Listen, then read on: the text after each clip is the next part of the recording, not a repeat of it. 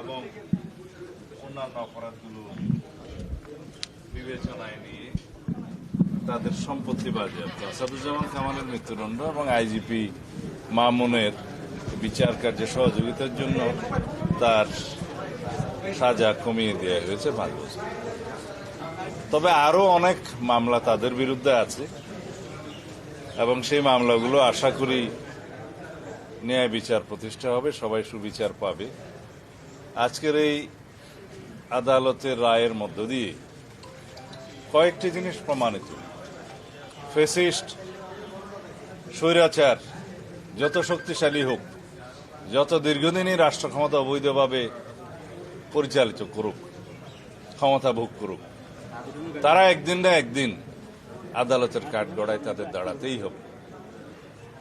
বাংলাদেশে গুম, খুন, অপশাসন এবং বৈষম্যের যে রাষ্ট্র ব্যবস্থা কায়েম করেছিল শেখ হাসিনা, একদলীয় রাষ্ট্র ব্যবস্থা এবং একদলীয় সরকার ব্যবস্থা প্রতিষ্ঠার যে উদগ্র বাসনা চরিতার্থ করতে চেয়েছিল, তা সম্ভব হয় নাই।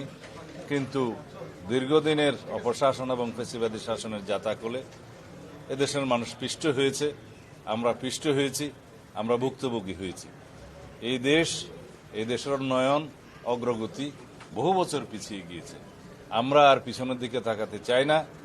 দেশে ন্যায় বিচার প্রতিষ্ঠা হবে সর্বক্ষেত্রে, আইনের শাসন প্রতিষ্ঠা হবে সর্বক্ষেত্রে এবং এর মধ্য দিয়েই আগামী দিনে একটি শক্তিশালী গণতান্ত্রিক রাষ্ট্র বিনির্মাণ হবে। এটাই হবে আগামীর বাংলাদেশ এবং আমরা অবশ্যই সেই বাংলাদেশ প্রতিষ্ঠার জন্য প্রতিশ্রুতিবদ্ধ, অঙ্গীকারাবদ্ধ। আমরা সংস্কারের মধ্য দিয়ে যাব, বাংলাদেশে আইনের শাসন প্রতিষ্ঠা করব, রাষ্ট্রে একটা ভারসাম্যমূলক রাষ্ট্র ব্যবস্থা এবং সরকার ব্যবস্থা প্রতিষ্ঠা করব ইনশাআল্লাহ। এই দেশের প্রতিটি মানুষ ভবিষ্যতে যাতে ন্যায় বিচার পায় সেরকম রাষ্ট্র ব্যবস্থা প্রতিষ্ঠার জন্য আমরা অবশ্যই অবিরাম সংগ্রাম চালিয়ে যাব। আজকে সেটা একটা মাইল ফলক প্রতিষ্ঠা হলো। ধন্যবাদ। সাদিন ভাই, একটা প্রশ্ন ছিল, সেটা হচ্ছে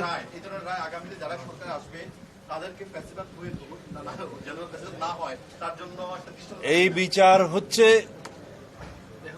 অপরাধের তুলনায় যথেষ্ট নয়, কিন্তু এটা শুধু ন্যায় বিচার প্রতিষ্ঠা না, সামনের দিনের জন্য একটা উদাহরণ এবং ভবিষ্যতে যাতে এই রাষ্ট্রে কেউ আর ফ্যাসিবাদী শাসন ব্যবস্থা কায়েম না করতে পারে, কেউ নিজে ফ্যাসিস্ট না হয়ে উঠতে পারে এবং এখন নায়কতন্ত্র যাতে প্রতিষ্ঠা না হয় তার একটি মেসাল।